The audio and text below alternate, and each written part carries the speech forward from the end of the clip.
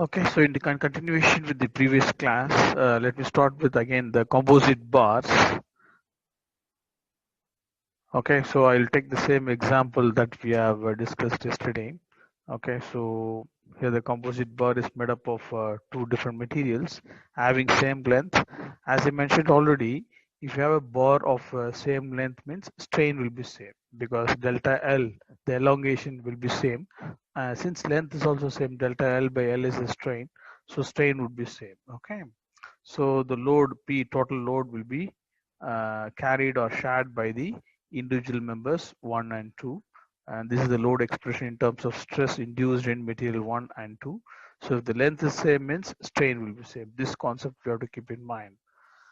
If the length is different, strain will not be same.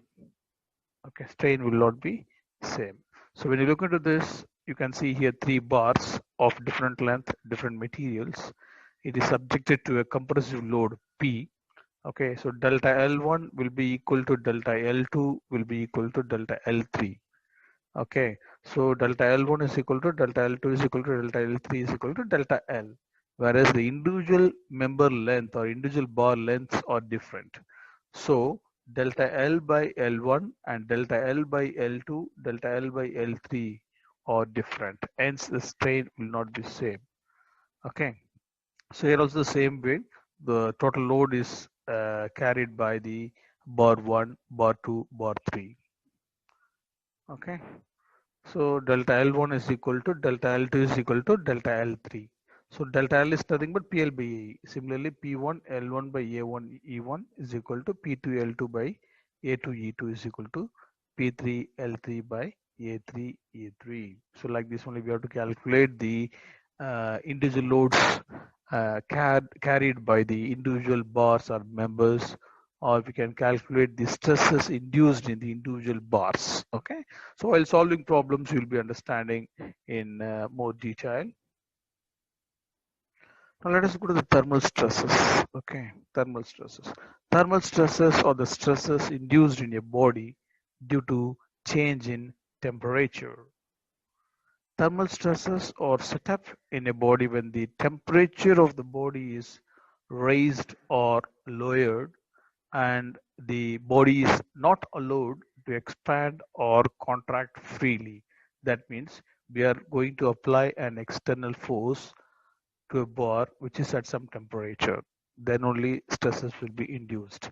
Okay, if any bar is, if for any bar, if the temperature is raised or lowered without the application of any external force, stresses will not be induced. That's the meaning of this. But if the body is allowed to expand or contract freely, no stresses will be set up in the body. Okay. So let alpha be the coefficient of linear expansion and T is the temperature rise. T is the temperature rise. Okay, so this T can have a unit like a degree Celsius or Kelvin, whatever it is, depending on the problem statement. So let me take a bar which is fixed at the left hand having length L and Young's modulus E, and A is the cross-sectional area and alpha is the coefficient of linear expansion.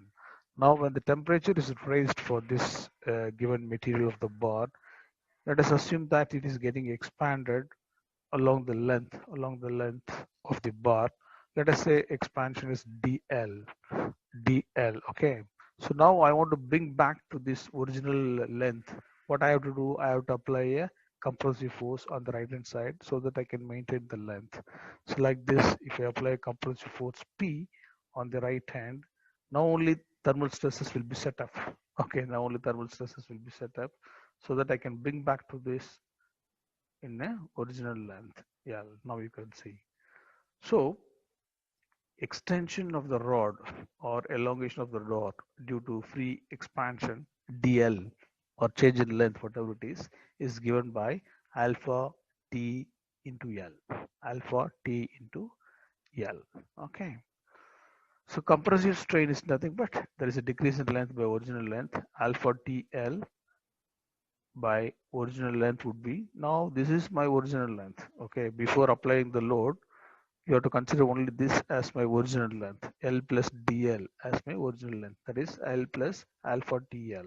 So decrease in length divided by original length. So as this alpha TL parameter is being very small when compared to L, we can neglect this. So hence I will get alpha TL by L. So LL will get cancelled. So alpha T.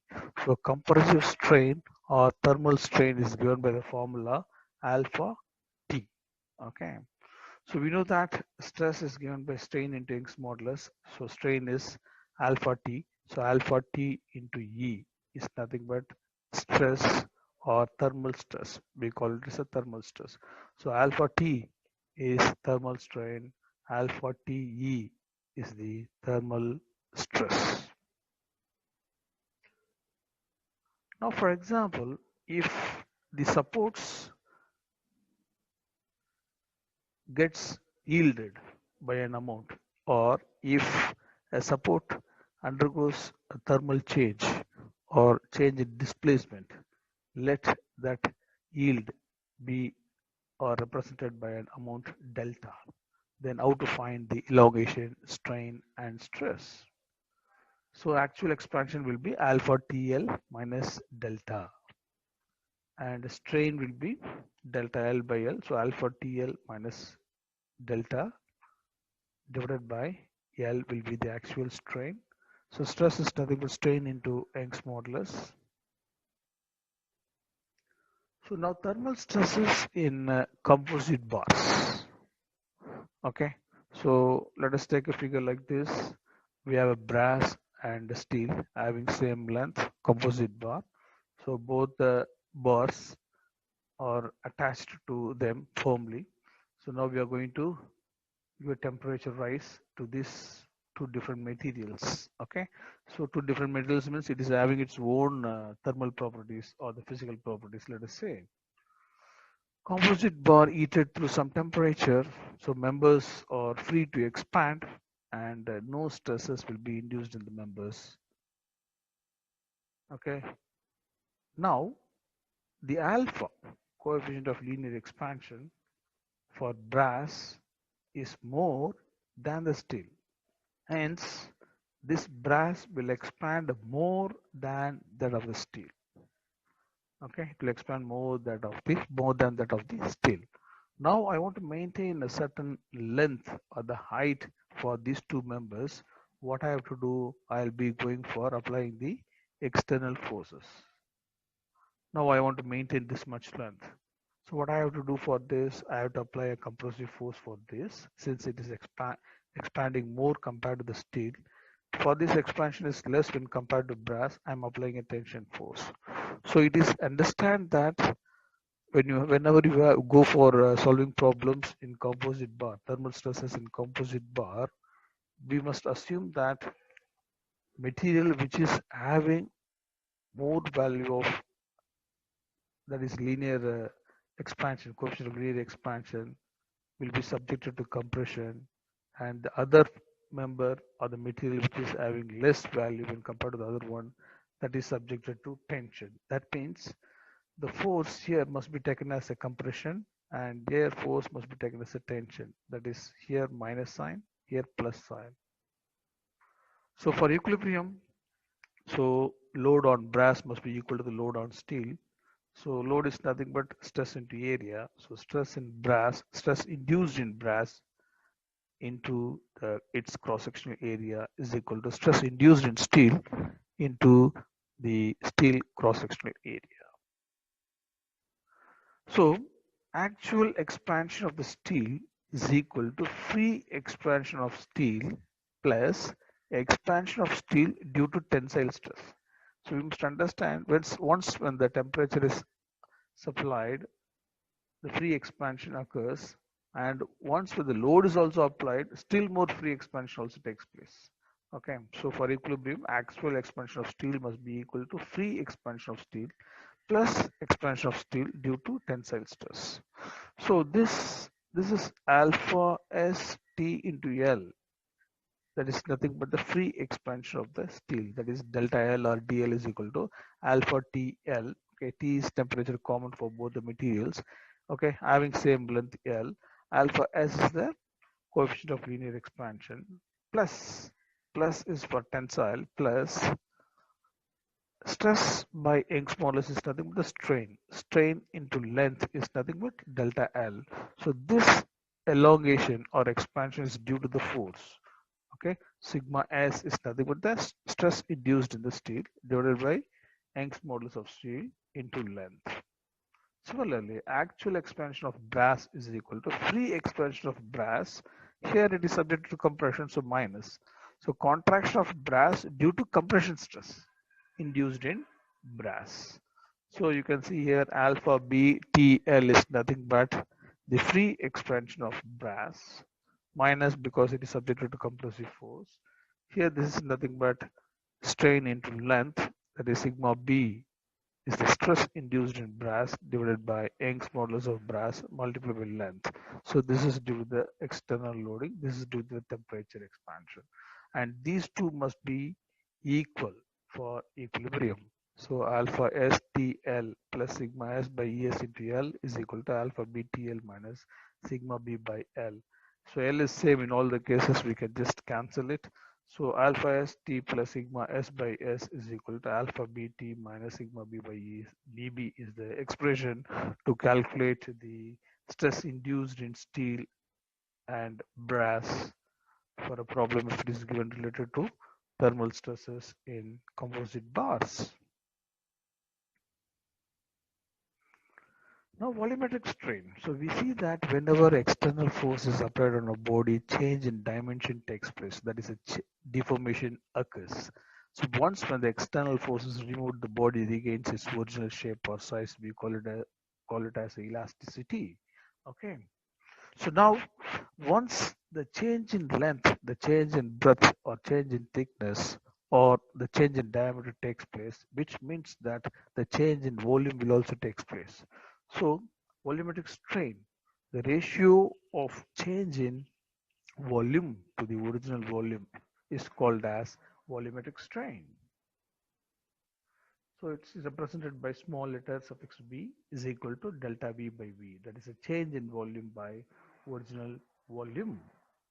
Now let us see how to derive an expression for a volumetric strain of a rectangular block subjected to an axial load in the direction of length. So let me take a rectangular block or rectangular bar subject to load P. Okay, so volumetric strain is nothing but delta V by V. Original volume, V original, or simply V is nothing but the original volume, length into breadth into thickness. Then the final volume will be final volume will be like once when the load is applied L plus delta L, okay, and B is decreased from B to B minus delta B, where delta B is the change in or decrease in breadth, and T minus delta T. So T is decreased from T to T minus delta T, where delta T is the change in thickness or decrease in thickness. In some books, instead of T, they would have taken D. Okay, D. Okay, depth. So now once if you multiply this, okay, once if you multiply all the three L plus delta L, B minus delta B, T minus delta T, okay, you get this term. And as this delta B, delta T, delta T, delta L, delta B, delta L, delta P, delta T, delta L are very small quantities when compared to other quantities, we can neglect it. And only remaining these parameters, if you take LBT outside, 1 minus, here minus delta T by T, here delta B by B, and here delta L by L. Okay, so this LBT is nothing but B, the original volume, okay. This is the B final volume expression. And the change in volume is nothing but final volume minus original volume. So I have taken this original volume as B, okay. So after this, okay, so I have taken this V outside and this 1, if I take V as a common outside, here plus 1 and minus 1 will get cancelled, okay. So we get the expression like this. So volumetric strain is nothing but delta V by V. So let me take this V to the left hand side denominator.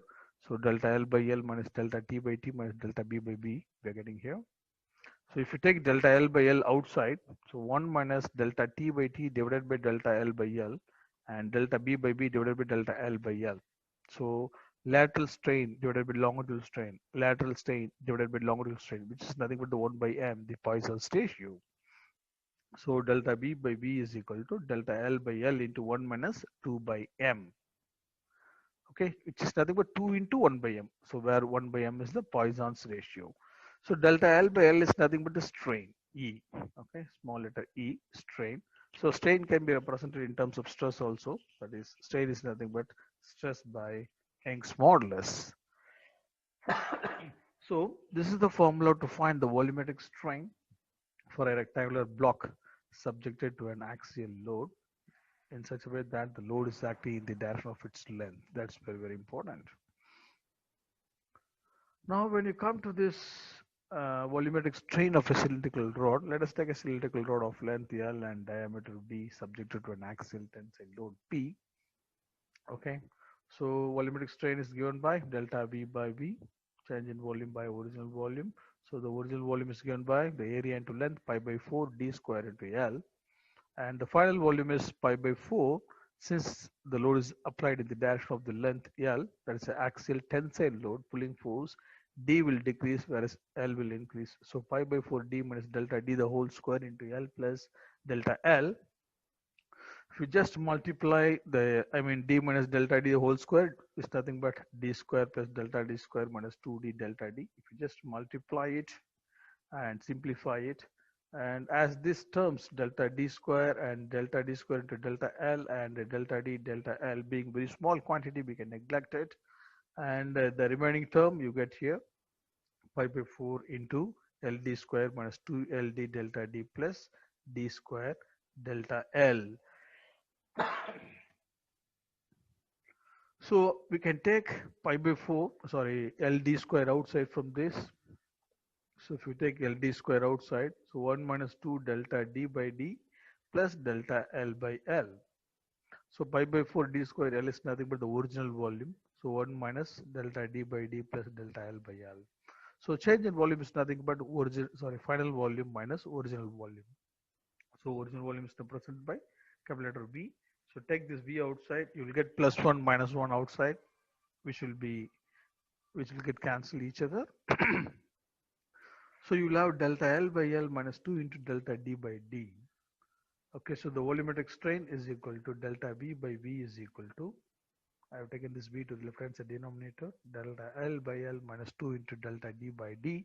Again, if you take delta L by L outside, 1 minus 2 into delta D by D divided by delta L by L. So lateral strain divided by linear strain, which is nothing but a Poisson's ratio, delta L by L into 1 minus 2 by M. Again, delta L by L is the strain. So volumetric strain is equal to strain into 1 minus 2 by M. So strain is nothing but stress by Young's modulus. Stress by Young's modulus.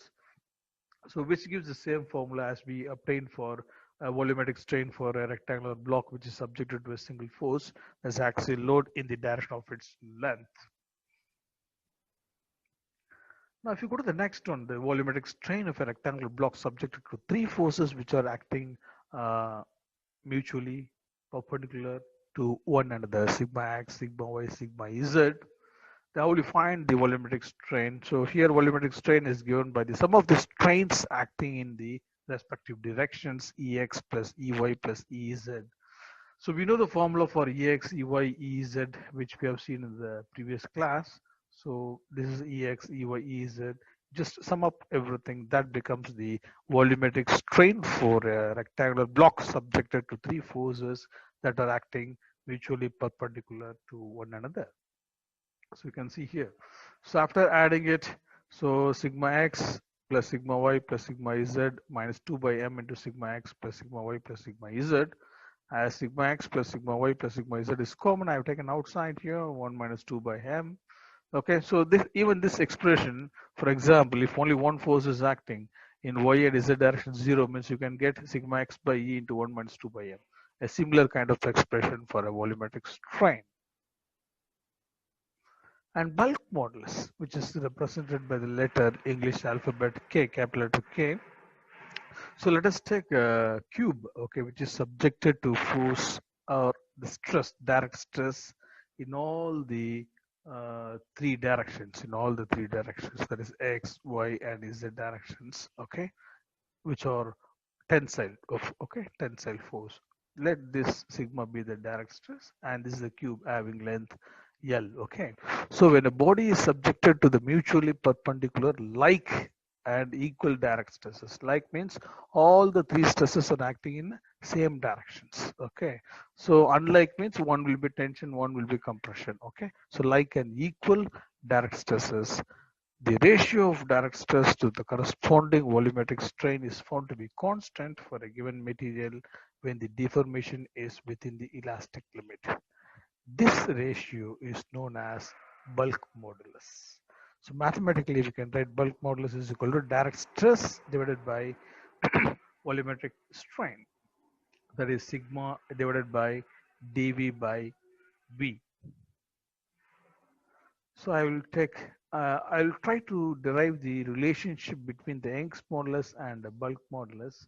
Okay, let it be length be L here, and I'll calculate the volume to be like L cube.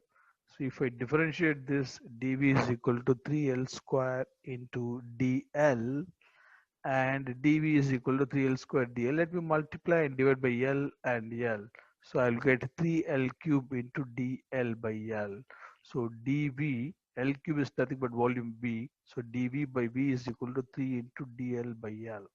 So this dL by L is nothing but the strain E small. This E is nothing but the small letter E is nothing but the strain. The strain is given by 1 by E into sigma minus 1 by M into sigma plus sigma. So this expression, we get the same expression for example, Ex is equal to 1 by E into sigma x minus 1 by M into sigma x plus sigma y plus sigma z. Since sigma is same in all the directions, sigma x is equal to sigma y is equal to sigma z, so we can put it as a sigma. So I have taken sigma outside. Okay, so 1 minus 1 plus 1 is 2, so 1 minus 2 by M. So strain is equal to sigma by E into 1 minus 2 by M. So we know that Young's modulus is equal to direct stress divided by volumetric strain. So dV by V is equal to sigma by K, and sigma by K. So dV by V is equal to sigma by K. So sigma by K is equal to dV by dV by V, and we know that dV by V is equal to 3 times E. E is nothing but stress by strain into 1 minus 2 by M. We are substituting here. Okay. And after just simplifying it, we get K is equal to E divided by 3 into 1 minus 2 by M, which is the relation between the Young's modulus and bulk modulus. Thank you.